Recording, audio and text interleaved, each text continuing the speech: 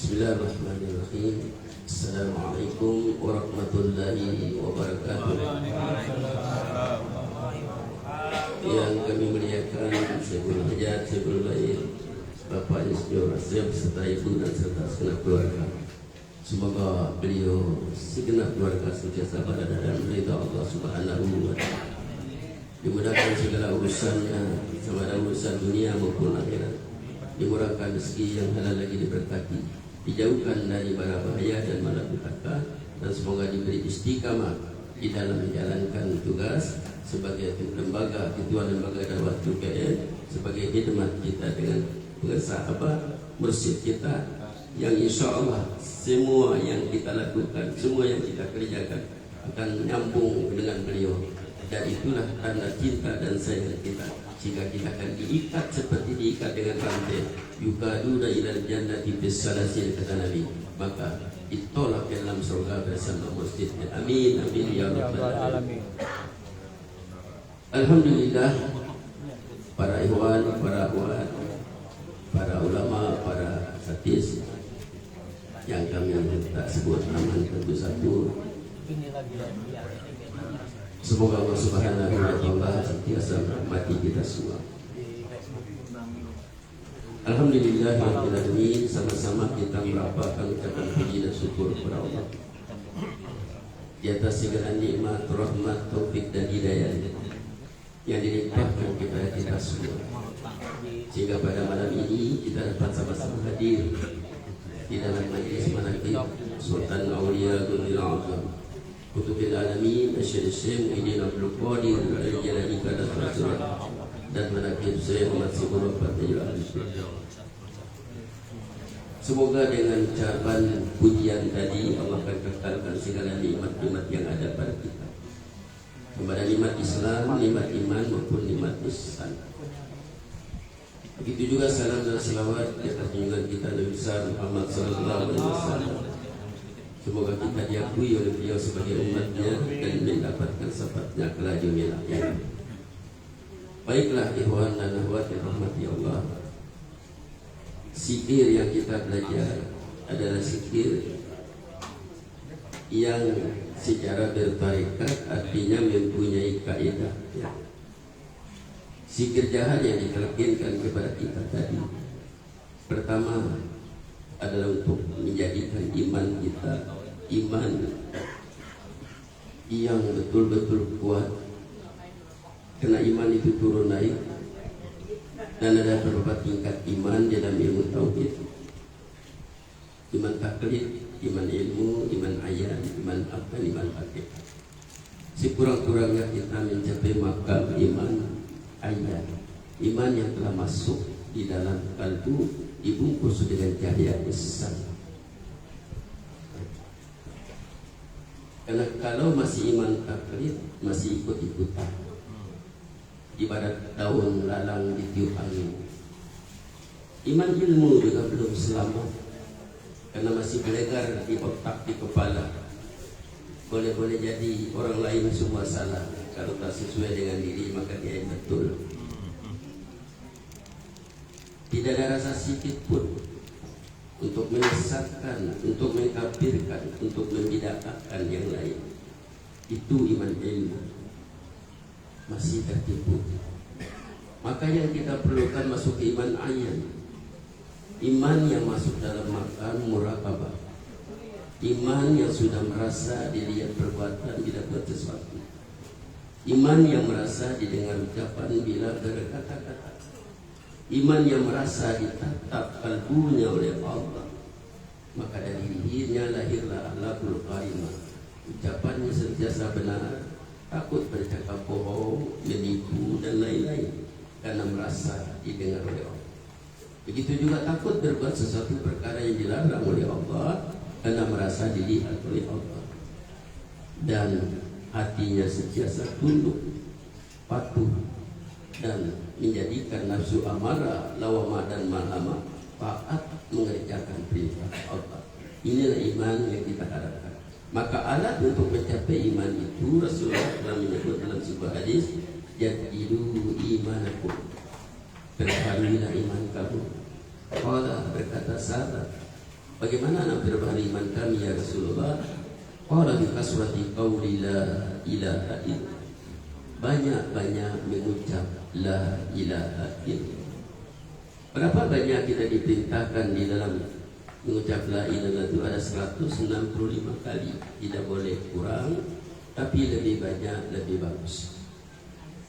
Sekiranya kita dalam safar, sekiranya kita terjebak dalam macet dan lain-lain, ada perkara yang kita tak boleh elakkan, boleh 3 kali, tapi dibayar qadanya pada masa yang lain. Kenapa mesti dibayar qada? Karena kita telah berbaik, telah berjanji, ya. Jadi janji itu mesti ditulis. Maka hukum daripada zikir, hukum asalnya sunat. Itu ijma' pada kota sufi. Hukum asalnya sunat. Ya ayyuhalladzina amanu zkurullaha dzikran katsira. Contoh, orang yang beriman berzikirlah kamu kepada Allah sebanyak-banyak zikir. Itu sunat. Tetapi bila kita mengambil talqin bai'ah, menjadi hukumnya wajib. Jadi berat, bukan senang, ya, untuk kita mengamalkan. Karena halangannya, kekangannya paling hebat, terutama dalam konteks dunia modern hari ini. Maka kekangan untuk berzikir itu satu perkara yang memerlukan mujahadah bersungguh-sungguh. Mungkin adik yang baru mendengar, yang baru dapat tadi, sedikit saja itu Ustaz, 165. Memang sedikit bilangannya. Percayalah saya. Kadang-kadang belum sampai 1 bulan 3 kali senyum. Yang senyum itu ada pengalamannya. Ya itulah. Bisa aja ya Guru. Sebab satu kalimat yang sangat-sangat dijaga oleh Iblis. Bahkan ada orang yang pernah mengatakan kepada saya, Ustaz senang jadi orang kafir. Coba, apa senangnya Tuhan? Ya sama dengan kerja iblis. Jadi iblis tak perlu kawal dia. Antum silap. Setiap orang kafir itu ada satu iblis. Untuk apa? Menjaga jangan sampai mengucap la ilaha illallah. Apabila mengucap la ilaha illallah walaupun 70 tahun, 60 tahun dia kafir, jadi imanlah dia, hilanglah dosa sekali. Maka talqin bai'ah ini akan datang suara nanti selepas kita bangun, qumu maghfurul lakum qad budilat sayyi'atikum hasanah. Bangunlah kamu semua, Allah telah mengampuni dosa kamu dan Allah telah mengganti kejahatan kamu dengan kebaikan. Jadi talqin itu mengembalikan kita kepada fitrah. Jadi ini bukan masalah yang kecil. Sehingga ada riwayat disampaikan Syekh Abdul Qadir Jalani untuk talqin zikir hobi itu kena 2-3 tahun duduk dengan beliau. Sembayangnya malamnya sudah tak putus, mandi tobatnya dan segala macam, akhlaknya sudah mulia, baru dibagi zikir hobi. Karena zikir hobi tadi iman Abu Bakar menjadi lebih berat ditimbang dengan iman seluruh umat Islam, seluruh manusia dan jin kecuali Nabi dan Rasul. Karena Rasulullah menyebut dari dadaku kepada dada Abu Bakar ditumpahkan sana. Dan itulah yang sampai kepada kita berdasarkan silsilah. Nah, jadi kita bersyukur. Nah, Allah sendiri mengatakanlah kitab Miftahus Sudur itu, bersyukurlah kamu dengan bai'ah. Jadi beruntunglah kita. Tetapi keuntungan itu akan datang bila kita mengamalkan. Dan kena niat kita dari sekarang kena diperbetulkan. Ilahi anta maksudi, ya Tuhanku kau yang kutuju. Berarti ibadah kita dalam kita bertarekat dan beramal ini semata-mata untuk Allah. Untuk apa? Untuk mencari ridha-Nya wa ridha kamatlubi. Ini mahabbata kau ma'rifatah dan merebut cinta dan kasih sayang. Jadi kita beribadah ini bukan mencari pahala, tetapi bukan kita tidak mau pahala. Karena pahala tak perlu dicari, dia akan datang sentiasa. Faman ya'mal misqala dzarratin, kan jelas di situ. Siapa yang berbuat baik walaupun sebesar salah, tetap akan dapat itu pahala. Tapi yang kita cari, yang kita kejar bukan akhirat yang kita kejar. Bukan surganya yang kita kejar, karena surga itu makhluk. Bukan dunia yang kita tuntut, karena dunia makhluk. Tapi siapa yang kita kejar? Ila yang tambah kita kejar yang punya dunia dan yang punya akhirat. Bayangkan kalau yang punya dunia dan akhirat dekat dengan kita, mencintai kita, reda dengan kita, cinta dengan kita, pasti dunia dan akhirat akan tunduk. Tapi kalau kita jauh dengan dia, dunia dikejar, dia akan makin lama.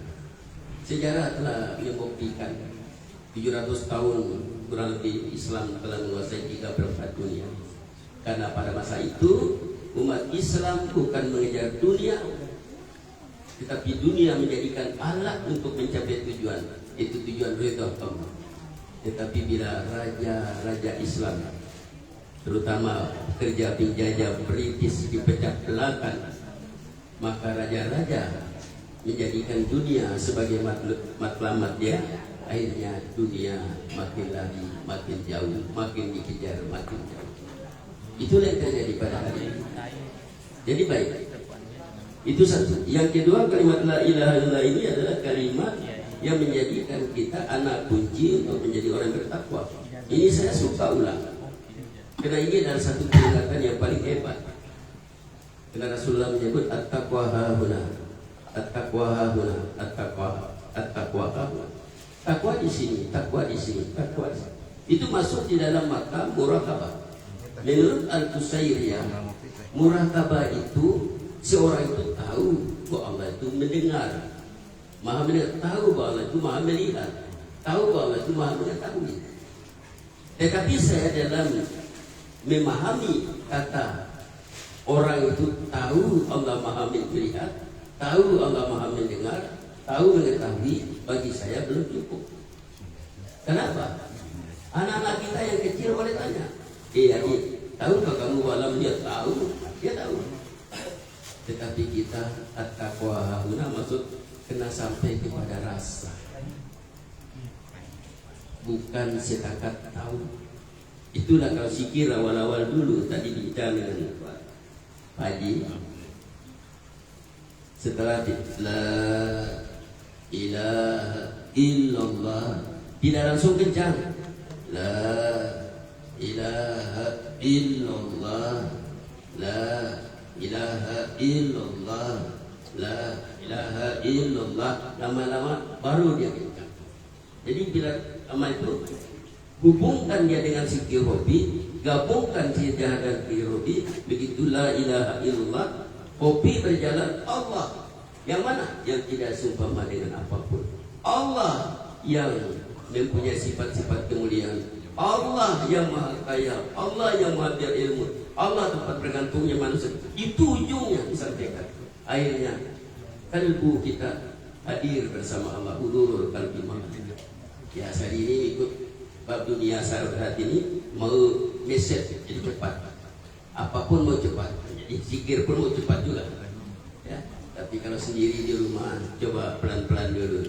La ilaha illallah, pelan-pelan baru laju.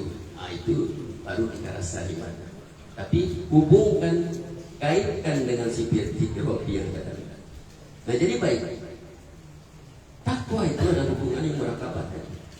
Apa mananya kita tahu Allah maha mendengar, tetapi mulut kita tak pernah terjaga dari mengumpat, menghina, memecah belah.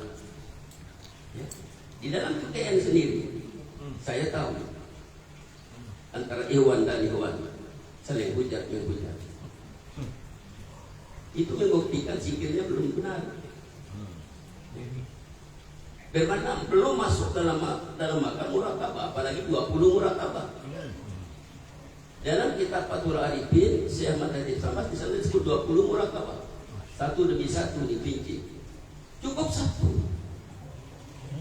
Maka Abah mengatakan jangan kamu merasa pandai, tapi kamu kena pandai rasa.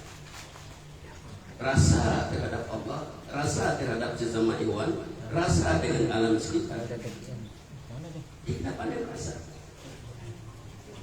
Itulah maka di dalam konteks kita tarekat, langkah yang pertama diambil oleh orang bertarekat adalah taubat. Setelah taubat, dia mujahadah, bersungguh-sungguh. Saya riadah di Surya Raya selama 27 hari. Abah suruh mandi tengah malam 40 gayung. Bayangkan 40 gayung. Rabbi anzilni munzalan mubarakan wa khairul munzilin. Badan tak boleh dilap, langsung sembahyang disukril wudu 2 rakaat, sembahyang taubat 2 rakaat, sembahyang tahajud, sembahyang hajat. Bahkan bila sudah tua-tua begini, alhamdulillah boleh kita tasbihnya. Apabila sudah 40, percaya, coba amalkan. Macam-macam yang kita akan rasa, tetapi macam-macam cabaran. 7 hari belum sampai masa, disitulah demam, disitulah segala macam. Itu cabaran. Tapi teruskan, insya Allah. Maka apa akibatnya, natijanya? Kita akan mendapatkan cinta dan sayang.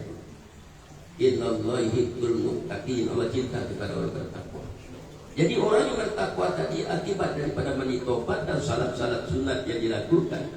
Di saat orang lain dilena oleh mimpi yang indah, mereka sedang sujud terhadap Allah. Mereka sedang berdialog dengan Allah. Hati mereka langsung bercakap dengan Allah, melihat kekecilan dirinya, memandang kebesaran Allah, melihat kehinaan dirinya, memandang kemuliaan Allah. La haula wala quwata illa billah. Maka mereka, orang yang bertakwa ini, dia akan sentiasa menitiskan air mata. Saya dilatih. Yang pertama disuruh kita melihatnya akibat daripada dosa, kita akan dimasukkan dalam neraka oleh Allah. Jadi begitu kita berada di dalam satu kamar atau bilik rumah kita, apa yang kita bayangkan?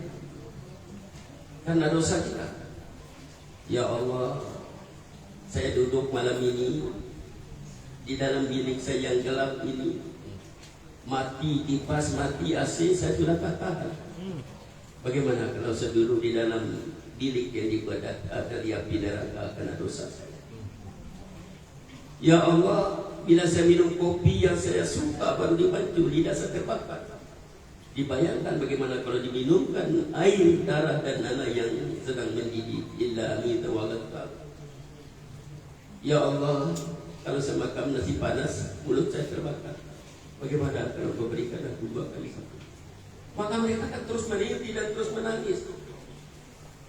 Disitulah datang rasa takut dan datang rasa rindu kepada Allah, memohon segala-galanya. Karena semuanya hanya Allah lah puncak kemuliaan yang dapat menyelesaikan semua masalah. Sekarang tepuk dada, adakah kita pernah menitiskan air mata bangun tengah malam? Kalau belum, mandilah untuk berebut mahabbah Allah. Jadi cinta Allah itu akan datang kepada kita, dan kita boleh tahu bahwa cinta kepada kita bila di dalam kita beribadah, dalam beramal, tidak terasa lagi dalam dada ini sebagai beban, tapi nikmat. Bangun tengah malam tidak terasa sebagai beban. Contohlah orang cinta main bola. Main bola dunia jam 3 subuh. Bangun jam 3 subuh itu, besar matanya di depan TV, sudah mengantuk itu. Karena cinta dengan bola. Maka kalau cinta dengan Allah, barulah menjadi Allah. Jadi inilah makam muraqabah yang kita perlu tahu. Jangan sampai kepada tahu, tapi terus kepada merasa. Karena asal mulanya, timbulnya ilmu tasawuf dan tarekat ini daripada ihsan. Anta budallah ka'annaka tara fa illam takun tara fa innahu yaraka. Sembah Allah seakan-akan kamu melihat. Jika kamu tidak melihat, sesungguhnya Allah melihat kamu. Maka untuk kita dapat merasa, supaya kita merasa dilihat oleh Allah, yang merasa itu adalah kalbu kita, maka perlu hati kita bersihkan dari nuqtatun sauda bis jurur. La ilaha illallah, la ilaha illallah. Bila bersih sudah, hilang sifat-sifat mazmumah, atau penyakit yang ada dalam dada, di qulubi maradun fazadahum marada, maka Allahu nurus samawati wal ardh. Allah bagi cahaya pada langit dan bumi. Tembus cahaya itu berlabuh di kalbu yang bersih tadi. Maka ainul basira, mata dapat menyaksikan kebesaran, keagungan, kemuliaan Allah. Mata kita nih, ibu bapak, dia tidak boleh melihat dengan sendirinya. Baru mata ini boleh melihat bila dibantu oleh cahaya. Coba matikan lampu, buka mata, dan apa? Ya. Begitu juga mata yang ada di dalam ini. Dia tidak akan dapat menyaksikan keagungan, kebesaran, kehebatan, keindahan Allah apabila tidak disentuh oleh cahaya Allah. Umar Al-Khattab mengatakan, aku mengenal Allah dengan cahaya Allah. Maka untuk dapat menerima cahaya itu bersihkanlah cermin hati, yaitu dengan zikir. Apa sudah memerintahkan kita? Kita sudah berjanji dengan Tuhan. Siapa yang cinta dengan mursyid kita, bukan Abah saja, sampai kepada Rasulullah, amalkan zikir. Kenapa? Karena dia merupakan mata rantai yang diikat satu dengan yang lain. Dari mana kita mendapati bahwa bila kita berzikir sambung pada mursyid-mursyid? Itu amal jariahnya. Kita berzikir hari ini kita diajar oleh apa? Maka bila kita berzikir, Abah dapat pahala sebagai amal jariah. Mursyidnya dapat juga, mursyidnya sampai kepada Rasulullah SAW. Jadi kita akan diikat. Itulah Rasulullah mengatakan tadi, yukaduna ilal jannati bisalasil, ditolak dalam surga dengan silsilahnya, bukan tolak dalam neraka, ya, tolak dalam surga. Itu hebatnya orang yang belajar zikir bertarikat. Yang ketiga, kita orang yang selamat adalah orang yang bila mati dalam husnul khatimah. Maka orang yang mati dalam husnul khatimah, orang yang dapat mengucap kalimat la ilaha illallah. Man kana akhiru kalamihi la ilaha illallah dakhalal jannah. Siapa yang akhir kalamnya dapat mengucap la ilaha illallah, dia akan masuk surga. Tapi dalam umum masyarakat kami menghayati, memahami talqin laqinu mautakum la ilaha illallah, itu ajarkan kepada orang yang mau mati kalimat la ilallah, diajar orang yang sedang sakarat. Bahkan bukan itu, di atas kubur pun masih diterkin saja, sebab dia lebih mendengar daripada kita. Tetapi tidak ada jaminan orang yang mau meninggal sudah kelak nafas keluar masuk boleh membawa kalimat itu. Oleh sebab itu yang perlu ditarkin kita yang sehat, karena kita calon almarhum dan almarhumah. Nah, balik kepada meninggal dalam husnul khatimah, saya berpesan kepada para ikhwan dan mudah pesan saya. Pertama, kalau tidur dan malam, selepas baca doa-doa yang diajar oleh guru kita, Bismillahirrahmanirrahim, ahya wa amutu dan seterusnya, maka tutup dengan la ilaha illallah sayyiduna Muhammadur Rasul. Kenapa? Siapa tahu nanti malam roh kita dipegang terus oleh Allah, besok tidak bangun, maka surga adalah tempat kita. Jangan nanti berselamat hidup itu. Besok mungkin naik mobil, kalau kami kata kereta. Setelah baca yang diajar oleh Rasulullah, tutup la ilaha illallah sayyidina Muhammad. Kita tak tahu eksiden kita mati, surga tempat kita. Naik kapal terbang, baca, akhirnya kita tidak akan takut. Duduk di kapal terbang, biar berapa jam relax, untuk tidur, kita sudah sedia untuk mati itu. Bukan takut, karena janji Rasulullah itu tadi. Saya punya adik ini, Mustafa. Satu hari dia kejar saya ke Medan. Saya pergi Medan. Sudah itu dibawa saya ke Aceh. Dari Aceh balik ke Medan, terbang ke Jakarta. Bapak ini dia takut. Dia bukan ke atas kereta, dia ada orangnya. Takut dia di atas kapal. Ya. Saya memang sudah biasa, saya bilang sama dia. Tiap bulan tidak pernah saya tidak naik pesawat, sebab di tempat kami jauh. Kalau jadi Tawau ke Kota Kinabalu naik pesawat, dari Tawau ke Sandakan naik pesawat. Ya. Tetapi kuncinya jangan lupa baca la ilaha illallah sayyiduna Muhammadur Rasulullah. Itu persiapan kita untuk mati seluruh hati. Dan yang seterusnya, la ilaha illallah miftahul jannah. Tadi sudah saya sebut kunci surga. Maka kita telah mengambil kunci kepada yang punya surga, yaitu daripada Allah melalui mursyid kita tadi. Maka berbahagialah karena kita sudah pegang kunci surga. Amin. Ya. Ini bukan hayalan, bukan cerita dongeng. Saya selalu bagi contoh, saya datang ke Jakarta bawa kunci dari Malaysia, tidak ada satu pun yang boleh buka hotel. Tapi jumpai punya hotel bagi kunci, semua terbuka. Karena dia punya kunci. Jadi saya menganggap diri saya sebelum saya diterkin bukan kunci surga yang saya pegang. Karena la ilaha illallah yang saya ucap sehari-harian tak tahu dari mana, siapa yang ajar saya. Tapi yang kita ambil melalui talqin ini adalah benar-benar la ilaha illallah yang sangat sampai kepada Allah. Jadi itulah la ilaha illallah yang mampu menjadikan iman kita hebat, mampu menjadikan kita orang bertakwa, yang merasa dilihat perbuatan, yang merasa didengar ucapan, yang merasa ditetapkan punya, maka sentiasa menjaga hati. Maaf saja, kita pakai baju cantik-cantik. Kenapa?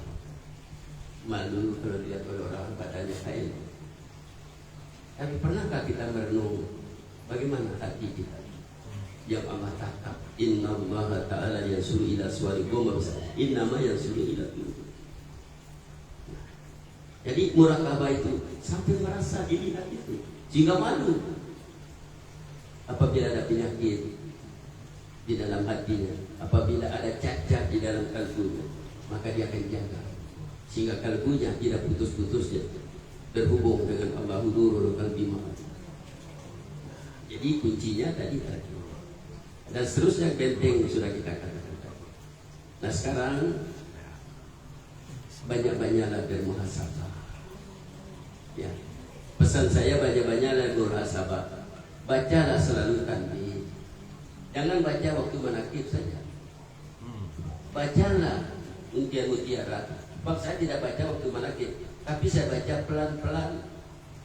Hebatnya tanbih, mengikat kita menjadi orang yang bersaudara, menjadikan kita jauh daripada mengumpat, memfitnah dan mengfitnah. Tapi orang kafir pun kita menghormati. Tanbih. Mutiara, jangan benci ulama sesama. Saya sampaikan kepada hewan di sana, bergurulah kamu kepada siapa saja ulama. Tapi bila ulama itu tidak mengamalkan ilmunya, jangan salahkan, tapi tinggalkan. Apabila ulama itu bila mengajar dengan kamu masih mencaci, mencela, mengkafirkan, mentapis orang lain, tinggalkan, jangan salahkan. Pisahkan diri dari kamu, jangan benci. Jangan salahkan ajaran orang lain. Bukan kita saja yang benar, orang lain pun benar juga. Di mana orang bergaduh? Kalau Malaysia berkelahi di mana? Dalam perjalanan. Ya, orang berkelahi dalam perjalanan. Oh kamu salah, aku betul. Oh kamu sesat, kamu tidak. Itu dalam perjalanan. Tapi apabila orang itu sampai ke destinasi yang dituju, tidak ada yang bergaduh lagi, diam di sana. Contoh, saya datang ke Jakarta. Saya boleh dari Kota Kinabalu direct langsung Soekarno-Hatta. Boleh juga saya dari Kuching direct Soekarno-Hatta. Boleh juga daripada Kuala Lumpur direct Soekarno. Mentang-mentang saya dari Kota Kinabalu, oh salah kamu yang dari Kuala Lumpur itu. Oh salah kamu yang dari Kuching. Padahal sama-sama benar. Bila sampai di Jakarta, tidak ada yang menyalahkan kawan, sebab sudah sampai. Boleh pahamnya itu. Jangan cari salah murid orang lain. Jangan berdebat. Ya. Kita sama-sama menuju Allah. Berpeganglah kepada mursyid kita. Nah, menyayangi orang yang membenci kepada kamu. Ini dia. Saya punya orang tua, orang sini tahu, Tun Datuk Seri Panglima Dr. Haji Sakaran bin Dande. Itu tahu semuanya. Wakil Terkin Abah dari Sabah. Beliau bekas seorang gubernur.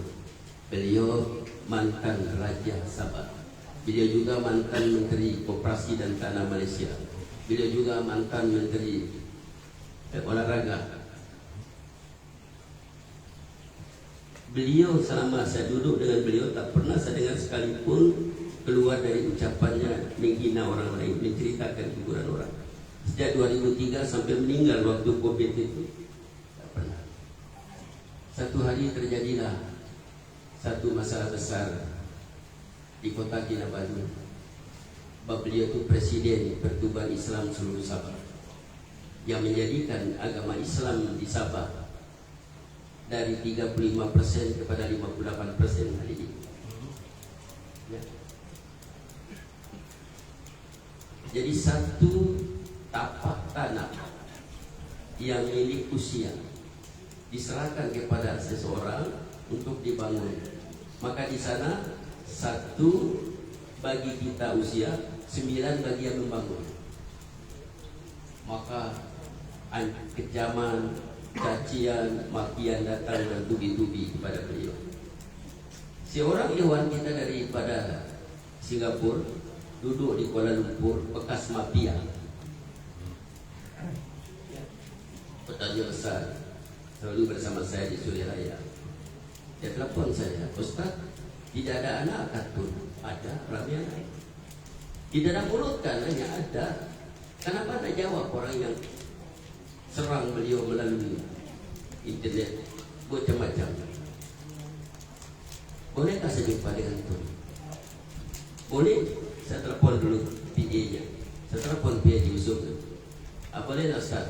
Lusa jam 10. Saya telepon lah dia jam 10 lusa. Okey. Saya akan terbang besok di Kuala Lumpur. Kamu juga terbang ke kota Kinabalu. Bertemulah kami di kota Kinabalu. Pergilah di kantor Tun. Naik dan dia di tingkat keempat di atas. Setengah jam jumpa dengan Tun, turun mukanya lain. Saya tanya bagaimana? Naik mobil dulu, antar saya ke hotel. Saya mau balik Kuala Lumpur sekarang. Sampai di hotel, Tun itu benar-benar murid apa ya? Bukan manusia. Jadi keluhan mereka. Apa dia cakap? Biarlah Encik Amir. Mereka cakap berkata untuk mereka, bukan untuk kita. Kalau kita jawab satu jawaban, 10 lagi ucapan mereka. Jadi kalau kita diam, capek nanti berhenti sendiri. Yang kedua Amir, mereka itu mesti disayang. Itu yang sayang. Kenapa mesti sayang? Bukan takut dihina oleh mereka. Tidak, mereka itu bagi kita pahala free. Dosa-dosa kita diambil oleh mereka. Saya tak boleh tuh. Ya kamu belum boleh karena kamu sikirmu masih kurang. Kalau sikirmu sudah full, penuh, hayati, dalam hatimu tak ada kebencian lagi. Yang ada kasih sayang. Itulah untuk sekarang murid apa yang ada di Malaysia. Betul-betul menyayangi orang yang membenci. Alhamdulillah saya sebagai pengabdi beliau sampai meninggal dunia, sedikit demi sedikit beliau mengajar saya dengan akhlak. Karena akhlak beliau mengikuti akhlak apa? Beliau sangat taat kepada apa? Sampai beliau mengatakan, kalau kita bersikir malam ini, langsung cahayanya ke tempat apa? Dari apa langsung naik ke tempat Syekh Abdullah Mubarak. Cahaya itu langsung terus naik kepada Syekh Hatib Sambas, naik kepada Syekh Samsudin, terus sampai kepada Rasulullah. Jadi cinta kita kepada apa? Amalkan semua ajaran yang tinggalkan. Nah itu amal jariah apa? Bagi lembaga dakwah, kerjakan. Itu tanda sayang. Maka kita tak perlu risau. Karena apa? Menunggu kita di saat kita meninggal dunia. Saya berkata begini karena saya diperlihatkan di saat pun meninggal dunia. Selepas kubur 7 hari bab orang COVID tak boleh keluar. Saya habis sembahyang subuh, habis zikir datang masa dulu tawajuh. Datang melambai-lambai Abah dengan pakaian yang begitu indah. Sampai saya menangis, saya rindu. Kalau boleh saya mati dah saat itu. Dengan jumpa yang begitu cantik. Besoknya tawajuh masa tamat, datang lagi orang bawa keranda tu. Apa kata orang itu? Ini tidak ada orang yang sudah Ustaz. Dibuka kain memang tidak ada orang. Itulah mati ma'rifah. Karena dibimbing oleh Gosip. Jadi itulah keuntungan kita. Jadi sekarang jagalah mulut, jagalah mata, jagalah telinga. Periksalah. Alangkah malangnya mulut kita yang berzikir, tapi mulut itu masih mengumpat. Alangkah malangnya mulut kita baca Quran, tapi mulut itu masih menghina orang lain. Berarti kita belum melaksanakan tanbih dan ruqyah. Berarti zikir kita belum mampu membersihkan kalbu kita ini. Noda-noda sifat masmumah masih ada. Maka niat itu kena lurus. Insya Allah apabila mulut, mata, telinga terjaga, putakanlah dia, tulikan dia, bisukanlah dia di saat dunia sedang kabut. Kembalikan diri kita kepada dia. Maka jasad kita ini biarlah diam.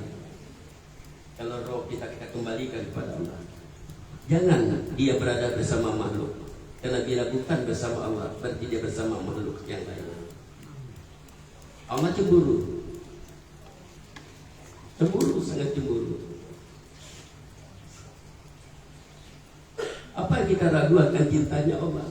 Siapa di sini yang pernah minta kepada Allah untuk hidup sebagai manusia? Tak ada. Tetapi Allah ciptakan kita sebagai manusia lebih dari makhluk yang lain. Tetapi kenapa kita tidak syukuri? Waskuruni askurkum waskuruni wa la takfuru, kata Allah. Ingat kamu kepada aku ingat kamu. Jangan kamu kufur. Maka orang yang berzikir berarti orang yang bersyukur. Orang yang tidak berzikir berarti orang yang kufur. Baik sangka dengan Allah. Allah sangat sayang kepada hamba. Lebih sayang mama kepada anak. Kita akan ada di bumi ini kalau bukan dengan sifat Rahman dan Rahim. Apakah mungkin ciptaannya kalau sentiasa tunduk kepada-Nya, akan menghinanya, akan meletakkan tempat yang tak elok? Yakinnya. Karena kita hidup ini mencari kebahagiaan. Siapa di sini yang boleh tunjukkan kepada siapa itu bahagia? Apa warna bahagia? Ada orang boleh tunjukkan kepada kita warna bahagia. Tetapi Rabbana atina fid dunya hasanah wa fil akhirati hasanah, itu doa satu. Bahagia kebahagiaan dunia, kebahagiaan akhirat. Tapi apa warna bahagia itu?